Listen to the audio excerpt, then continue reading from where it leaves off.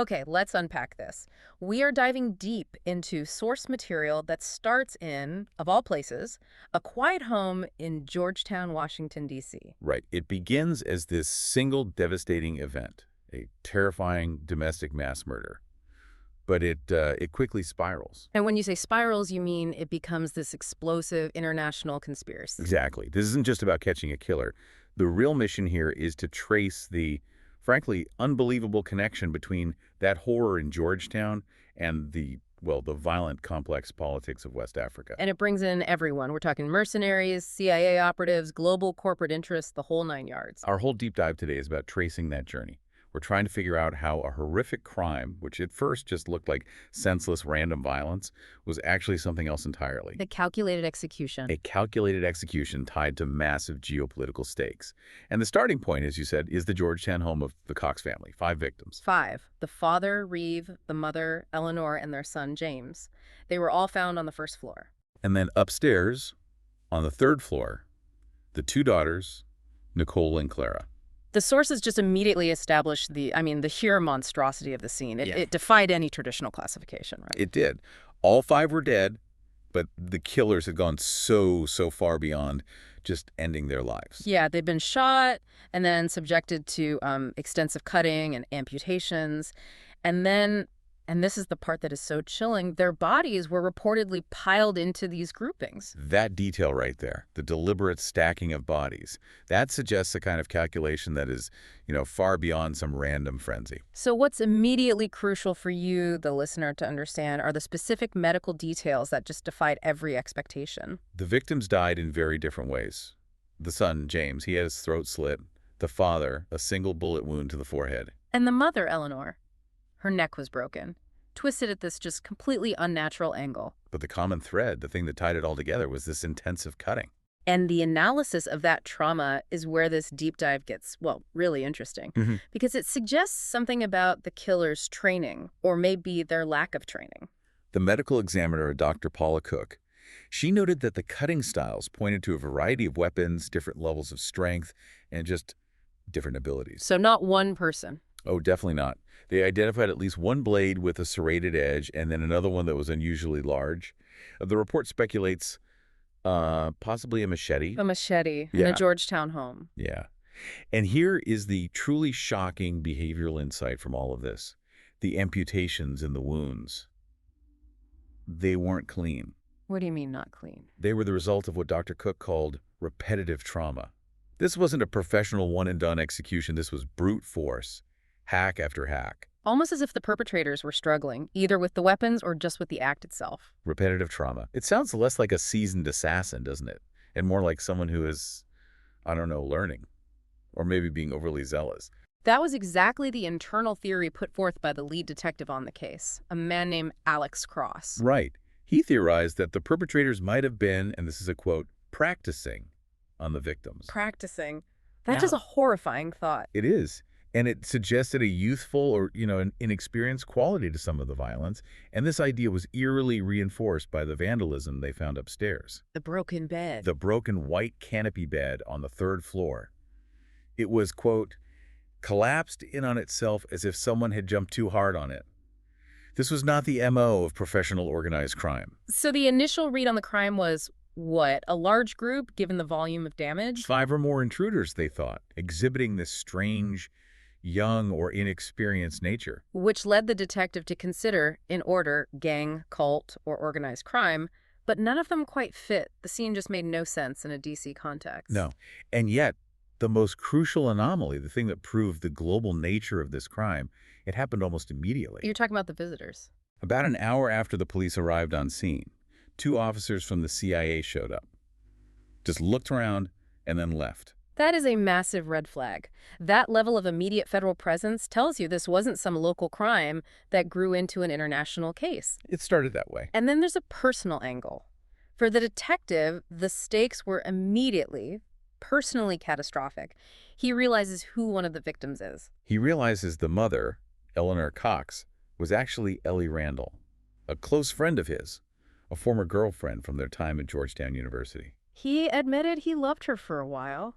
I mean, can you imagine? That kind of personal stake just locks him onto this case. Absolutely. It ensures he's not going to be easily dismissed by the official channels, which, immediately start moving to control the narrative. Okay, so to get from that personal horror to this huge international conspiracy, we need to lock down the first real facts the DC homicide team had to work with. Right, so they have the 5 victims, they have the varied, very personalized causes of death, and they have that crucial evidence of severe cutting, pointing to multiple weapons, different levels of strength. And that chilling phrase, repetitive trauma. And the immediate conclusion, as we said, was that this was a large group with that strange, young quality to them. But the presence of the CIA from the jump that suggested the police were basically just chasing the fallout of an intelligence operation, not a street crime. The CIA knew the Cox family was a target. They had to. And they certainly knew why. And then the case just explodes. It gets even wider with the very next DC murder. The Getty Ahmed killings. This attack happened while the Cox family investigation was still completely chaotic, still fresh. The victims, the Ahmed family, they were Sudanese nationals, and the attack took place outside a mosque. And what's crucial here is comparing the two scenes. The Cox murder was so messy, right? Full of this extraneous damage, the broken bed, the sheer amount of blood, the bullet holes. It suggests rage or maybe even incompetence. But the Ahmed killing was different. The father was burned, and while there was heavy cutting, it was described in the reports as much cleaner this time. Cleaner how? The ME noted no extraneous wounds, no bullet holes, no slashes, no punctures. It was precise. So this contrast, it led the detective to an immediate theory. The cop's murder might have been personal, driven by a fury connected directly to Ellie Cox's work. While the Ahmed killing, that appeared to be business. The clean style suggested a professional execution. And the detective suspected possible decapitation, that the heads were taken. As trophies. As trophies, or as he put it, proof of purchase for a contract. So you have two families, taken out suddenly, multiple attackers, heavy cutting. The connection is there, but the difference in style. It suggests the killer or the group they were chasing was either highly adaptable or maybe they were running multiple teams. And then comes the instant, terrifying escalation. Getty Ahmed. He's revealed to be the brother of Erasto Ahmed, an al-Qaeda operative working out of Somalia. And just like that, in a single moment, the whole investigation just vaults out of DC law enforcement and into the realm of international terrorism and war. The killer wasn't just a murderer anymore. He was an asset, or maybe a hired gun, operating on this global stage where al-Qaeda affiliates are involved. This forced the police to consider a really frightening possibility. Were they looking at two different targets in some larger hidden war? Or maybe two different teams working for the same very smart puppet master. Yeah. Someone who's intentionally mixing up the methods just to keep the police guessing. So the identity of that puppet master, or at least the operative on the ground, it started to coalesce around this terrifying moniker. The Tiger. And they got that from underworld sources, right? Yeah. People like a pool hall owner named Jaime Ramirez, and later a guy called A.V. Glazer. Right. And the name itself holds so much weight. As the source material points out, there are no tigers in Africa. Symbolizing that this figure is like no other, one of a kind, superior to all the other animals, especially humans. The sources describe him as an absolute enigma, just far superior to your average criminal. So through this slow, difficult digging and some CIA leaks, they finally put a name to the tiger. Abidemi Sowande. Born in Lagos in 1972 to wealthy parents, he was orphaned at 7 and eventually just vanished from state care. Despite having a high IQ and even spending 2 years at a university in England. His trauma, maybe from that early experience or his disappearance, it all manifested as this deep, all-consuming hatred. A hatred of the white man and especially white families. And this leads us directly to his signature. His modus operandi. Yeah. His MO. The profile paints Sowande as this massive, physically huge black man, 6'6", incredibly powerful. And he leads these gangs of boy soldiers, children and teenagers that are recruited into this horrifying brutality. And their trademark violence is what links us all back to the extreme nature of the Cox murder and the source material's context. Massacres of entire families. And the horrifying practice of boiling victims in oil, a very specific method linked to Nigeria and Sudan. And Sowande and his gangs are known for taking trophies. Which aligns perfectly with the proof of purchase theory from the Ahmed killing. So here's where the threat becomes decentralized and even harder to fight. The hunt is complicated by the introduction of this chilling concept. The multiple tiger concept. Right. The detective starts getting these snippets of intelligence that suggest tiger isn't one man, it's a title. That concept is so chilling because it suggests an organized succession, a hierarchy of violence.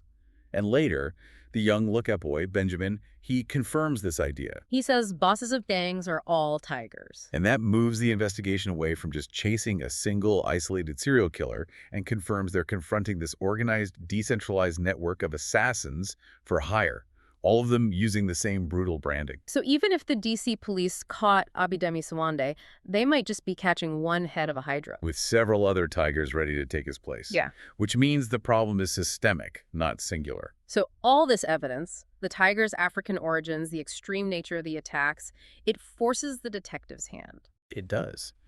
Despite these vehement protests from his partner, Bree Stone, and the CIA basically dismissing the need for him to leave the country, he decides he has no choice. He has to go to Africa. He has to pursue the killer to Africa. And his partner, Bree, she tried to stop him. She was showing him reports detailing all the risks. Oh, yeah.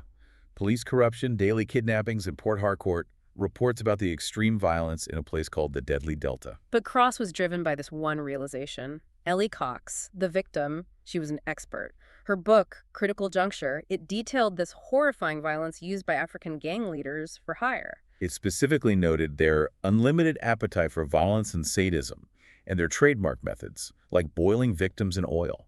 So the central question that compelled him to just cash in 75,000 miles and book a flight to Lagos was the subject of her book, what had gotten her killed. Exactly. And if the answer was yes, then the killer wasn't going to stop operating just because he left D.C. So his arrival in Lagos, Nigeria, this metropolitan area of 13 million people known as the Go-Slow City, just immediate chaos. It's a lesson in systemic corruption. Yeah. And we really need to pause and establish this setting for you. Lagos is defined by the smell of diesel, these immense traffic jams they call go-slows, and just this palpable air of hostility and hustle. And the corruption starts the second he steps off the plane. The sources detail no fewer than 5 Nigerian officials stopping him, demanding small bribes, gratuities, just to let him through the airport barrier. And they weren't subtle about it either, were they? Asking, Visa, American Express, any card will do. Not at all. It immediately establishes this environment where the entire governmental structure is designed to extract wealth, not maintain order. And that petty personal corruption, it quickly turns into outright violence. Instead of meeting his CIA contact, Cross is abducted by 2 armed regular police officers. He protests, identifies himself as a cop. And is instantly met with a baton, hard in the chest, followed by 2 blows across the face. His nose is broken immediately. Blood is gushing, and the officer's just yelling at him, "You like to keep quiet, white man, fucking American, fucking terrorist, fucking policeman." So you have this intense anti-American sentiment mixed with official police brutality. They steal his cash, $300 and 500 naira. And that's when he realizes the terrifying truth about the vehicle he's in. There's this dark blue nylon sheet covering the back seat, and he knows it's there specifically to absorb bloodstains. This initial beating and betrayal just confirms the level of corruption he's up against. And then he's held for 2.5 hellish days in Kirikiri prison. Enduring severe thirst, infestation by rats and mosquitoes, just constant fear.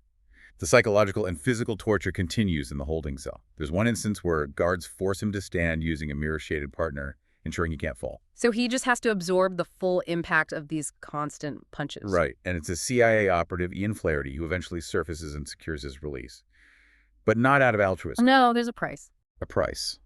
$600. $100 just for the guard to give Flaherty his name, and $500 to get him out. That small sum just underscores the transactional nature of law enforcement in this environment. Human life and liberty are commodities. So Flaherty, who's described as stressed and weaselly, he provides the necessary grease to operate in Lagos, but he immediately dismisses Cross, urging him to just chill in Lagos. And he gives him an intelligence nugget, right, based on a paid informant. A rug seller at a shoddy market named Tukumbo. And Tukumbo confirms the tiger has fled, saying, "They say he's gone to Sierra Leone. You just missed him. Lucky for you." So this is a turning point. Cross is now chasing a deliberately false lead. Flaherty's information is designed to get him out of the immediate danger zone, or maybe just redirect him to a dead end. So Cross follows it. He goes to Sierra Leone, convinced that if the tiger went by ground, he's trading, which means oil, or maybe gas. And the journey itself is this perilous exercise in survival. It exposes him to the raw tribal and political conflict raging across the region. He hits 4 armed checkpoints and holdups before he even reaches the Liberian border. confirming the pervasive chaos. His target location is Koidu, home of the running recovery alluvial diamond field. And that diamond connection is paramount. The source material suggests the tiger is likely there to trade his services or maybe his spoils. And that links the violence directly to the lucrative trade in conflict diamonds, a system that has long destabilized West Africa. And this trade exists right alongside the oil and gas interests that are threatening Nigeria. While he's there, Cross meets a man named Moses, an amputee. Moses is a San boy, which is a term for the thousands of civilians who were victimized by the decade-long conflict over diamonds. And Moses relays this horrific first-hand account of the brutal RUF soldiers massacring his family and then cutting off his arm. And his story just highlights the tiger's MO in action, long before he ever got to DC. Moses' chilling words. They say to me, if I watch them kill my boys, then they will spare my wife. And when I did as they told, they killed her anyway. That is the context of family destruction that was perfected and then exported to Georgetown. And this interaction sets the stage for the ambush. Cross is jumped in Koidu by the tiger's boy soldiers. And we know they're young and ruthless. One of them is described as wearing this incongruous Houston Rockets jersey while clocking him in the head with a rock or a brick. And tragically, his nose is broken. Again. The killers swarm him, they hold him down. He scrambles free, fires a warning shot, and manages to escape with Moses' help. And he realizes the tiger, who is no fool, is likely already gone. Probably back in Nigeria with his diamonds, leaving this diversion behind for Cross to chase. The entire Sierra Leone detour was a distraction. It cost him time, and it nearly cost him his life. So as Cross is recovering from his second broken nose and realizing the level of systematic deception he's up against, the violence continues back in Washington, D.C. It's perfectly mirroring the international plot he's hunting. The Aboud family, Sudanese nationals, they're killed in Petway. And the victimology here is the breakthrough clue. The father, Basil Aboud, he was an activist. He was actively writing these insistent columns in the Washington Times, Calling for U.S. military intervention in Darfur, and crucially, exposing widespread bribes and corruption in both Africa and Washington. So the targeting of activists and whistleblowers, it confirms the link between the victims' professional lives and their deaths. This is the proof. The Cox family was killed because of Ellie's research, and the Aboud family was killed because of Basil's columns. The killers aren't targeting random people. They are systematically eliminating political and corporate threats. And back in D.C., supporting this idea of a decentralized network, Detective Bree Stone interviews a key witness. The boy lookout, Benjamin, also known as Catley. She finds him peering into the dead children's room. And Benjamin confirms it. He says the gang was Nigerian and that the idea of a single tiger is false. He says, more than one. Bosses of gangs are all tigers. And this concept that the tiger is a leadership title within this network of assassins for hire, it allows the case to broaden from just a manhunt to a network takedown. So with this confirmed, Cross returns to Lagos and connects with a truly pivotal figure, Adan Tansi. Adan Tansi is a beautiful, dedicated reporter for The Guardian in Lagos. She has been covering the tiger for 2 years and has a devastating personal connection to the case. Her brother, Kalu, was killed in a 15-person massacre that was believed to be the tiger's work. So she's not just a journalist, she's a survivor, and she's seeking justice. Adan approaches Cross, asking for his help to find the tiger. She offers her deep well of research and sources in exchange for a story about an American detective on the case. And she frames this story as being larger and more important than any particular killer. She wants to focus on the powerful people who hire them. She confirms the tiger's business model goes way beyond mere violence. He's a high-level mercenary, an assassin, a fixer. Dealing in conflict diamonds, which we saw in Sierra Leone, and lifted crude. And for you, the audience, lifted crude means stolen or illegally siphoned oil. This is his financial engine. Right. It enabled him to pave the way for destabilization, creating room for Islamic extremist organizations and causing deliberate instability for foreign corporations who aren't paying the right price. Adan also provides this devastating lead that connects the tiger's violence directly to the humanitarian disaster in Sudan. She reports that he recruits his loyal soldiers, the boy killers who commit that repetitive trauma in D.C., from Darfur refugee camps. She even cites a recent assassination in South Darfur where a Sudanese council representative and his entire family were slaughtered. Think about that horrifying pipeline for a second. These children, brutalized and orphaned by conflict, are then weaponized by Sowande and shipped overseas to commit political murders for hire. It links the Darfur genocide directly to a crime in Georgetown. The geopolitical motive then fully crystallizes when a man named Willem de Buys seeks out Cross. He's a Dutch representative from Unilite International, their administrative offices in the Keja. Unilite is this massive packaged goods company, and they're concerned. But not for humanitarian reasons. No, Oh. they're concerned because the Tiger's activities create inroads for Islamic extremist groups and cause instability. It's bad for business. And this meeting is where the corporate cynicism of this entire deep dive is just laid bare. De Buys tells Cross they want the Tiger stopped, but his reasoning is, well, it's chillingly detached. He bluntly lays out the economic rationale for the escalating violence. He just states the political landscape as a given. De Buys delivers this cold, stark reality. He says, civil war is almost inevitable for Nigeria, but war is like fire, yes. Even as it burns something away, it leaves fertile ground. He believes this impending conflict is the key to the D.C. murder case, which suggests that instability isn't an unintended consequence. It's a necessary prelude to maximize profit and control.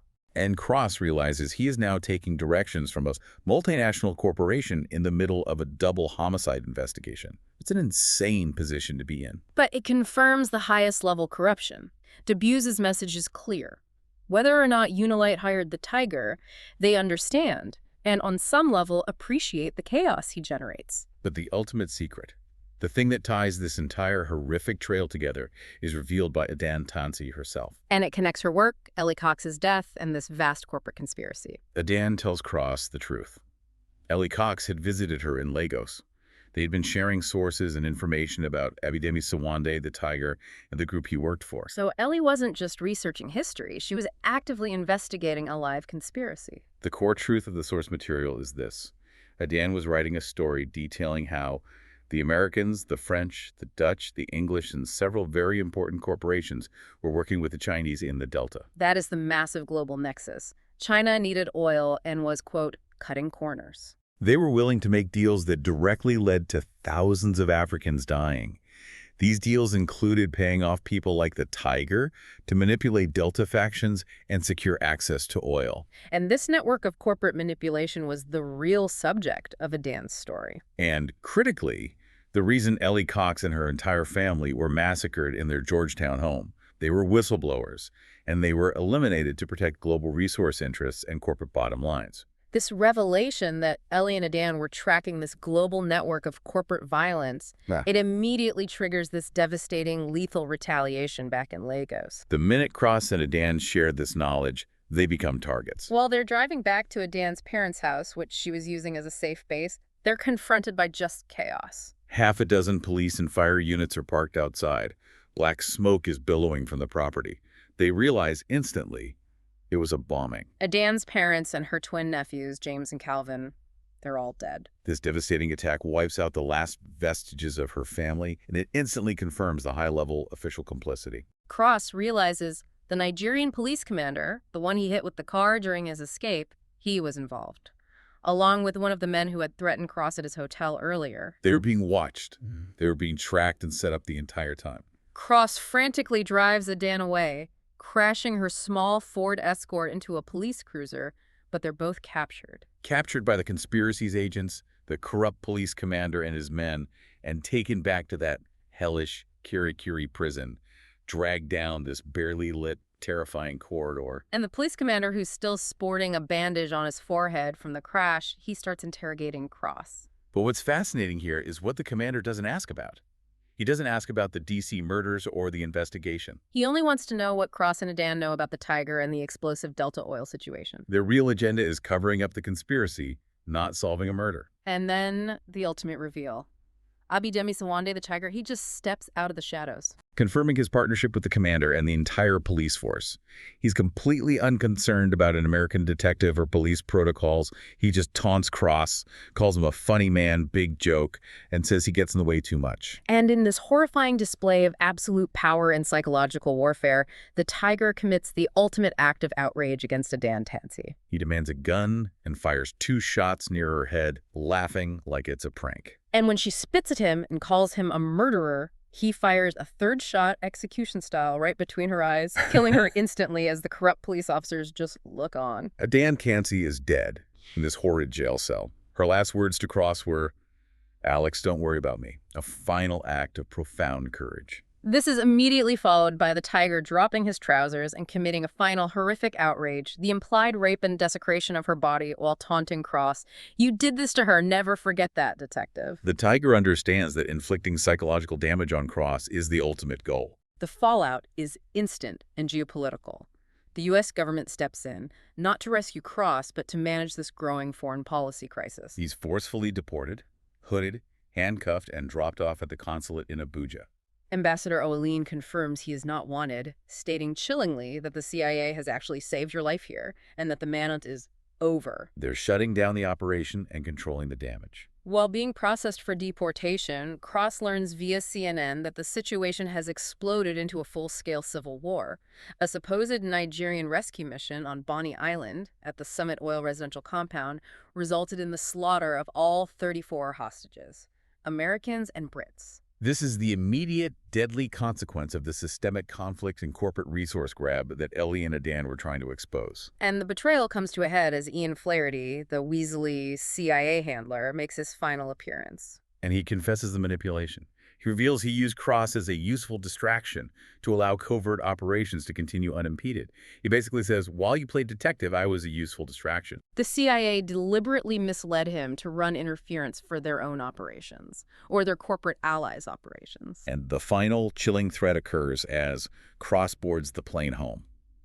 He sees the tiger, Abi Sawande, and a diminutive man, possibly an associate, called Father Bombada, at the terminal. The tiger doesn't need words. He just runs his thumb across his throat. The message is clear. The threat is global. He knows where Cross lives, and this case is far from closed. And that threat manifests immediately upon his return to D.C. Cross finds his family, Nana, Ali, and Janie gone.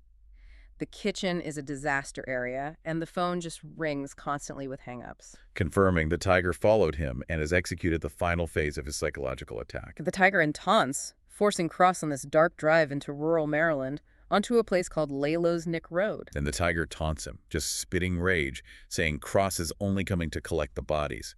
This drive is a pure psychological terror technique designed to isolate, dehumanize, and break the detective before the final extraction of information. When he arrives at the deserted farmhouse, Cross is immediately captured by anonymous Americans. No accents, suggesting CIA or government contractors. And he's subjected to these brutal torture techniques intended to extract information. Wall standing, being hooded, sleep and sensory deprivation, loud noise exposure. Under this extreme duress, the captors show their hand. They're not interested in the tiger's location. They only care about the conspiracy. Cross finally breaks and reveals the one secret he had successfully withheld from the CIA, Adan Tansey's tapes and research. Research showing that the U.S. government and corporations had hired the tiger to manipulate the Delta factions to ensure the oil fields stayed in the right hands, specifically in cooperation with China. This suppressed information was the real reason for the kidnapping and the torture. So Cross is eventually released, having revealed the full truth of Adan's investigation. He returns home, physically and psychologically broken, believing his family is dead. But in this moment of defeat, he synthesizes his findings. The CIA didn't care about catching the tiger or avenging the dead. They only cared about suppressing Adan's central claim. The claim about American, European, and Chinese corporate manipulation of Nigeria's civil war, all for oil. And the resolution begins in this moment of stunning, albeit cynical, relief. The CIA team, led by Stephen Millard, plus Snyder, Dana, and Tunney, they show up at his house. And they bring his family home, unharmed, claiming they were held for questioning for their own safety, a transparent, hollow justification for the terror they inflicted. Cross, reunited with his family, realizes the ultimate remaining piece of the puzzle, Stephen Millard, the CIA group chief who was involved from the start. The man who had insisted there was No big conspiracy at work. Millard had repeatedly denied any knowledge of the conspiracy. He even claimed regretfully, "We think your family is dead," while Cross was under torture. But Cross focuses his renewed energy not just on emotion, but on police work. He finds the one concrete piece of evidence he needs to take down this high-level player. He tracks down Ellie Cox's editor at Georgetown University Press and discovers that the final manuscript section, the one detailing her Nigeria trip, was missing. And that missing manuscript section is the proof he needs.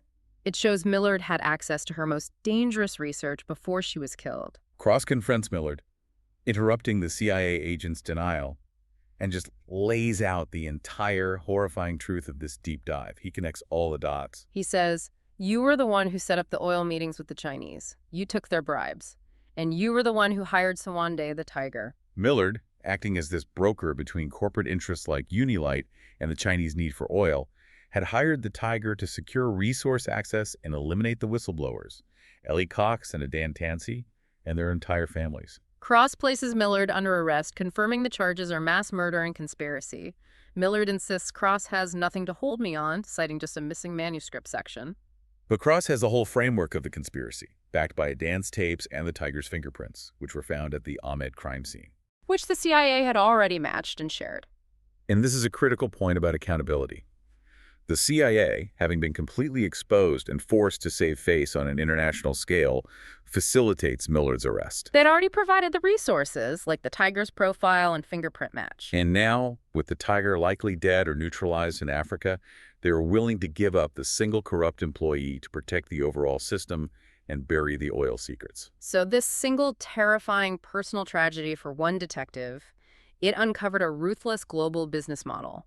This deep dive has shown us high-level CIA and corporate figures securing oil interests by employing a brutal, decentralized mercenary network, the Tiger, to commit mass murders and destabilize foreign nations. And the Cox family murder in Georgetown was never random. It was a calculated execution tied directly to international oil politics and resource control. What really stands out is the devastating, immediate human cost of this cynical economic structure. The Cox family, the Ahmed family, Adan Tansey and her family, and just countless victims in Africa, including Moses and the victims recruited from Darfur. The sacrifices of Ellie Cox and Adan Tansey, they secured the missing evidence that was necessary to stop the immediate conspiracy, proving that the risk they took was worth the price. Millard's arrest is framed as a victory for accountability. But the source material leaves us with a deeply uncomfortable, unresolved truth. Right. While one corrupt individual is removed, the deep systemic corruption, the concept of the many tigers, the corporate cynicism of Unilite, the ongoing civil war, that all remains. So the challenge for you, the listener, is to grasp the reality that powerful institutions prioritize market control and resource access over human life. Given that Millard was arrested, but the underlying economic incentives for mass murder oil, diamonds, resource control still exist, what real change does the removal of one man achieve? The structure that hired him is still intact. The ultimate challenge for you is understanding not just the who Millard, the tiger, the boy soldiers, but the underlying why. Global resource control, and the cynical belief articulated by that corporate executive that civil war creates fertile ground for foreign profits. That realization extends so far beyond a single homicide investigation in Georgetown. That truly is the deep dive.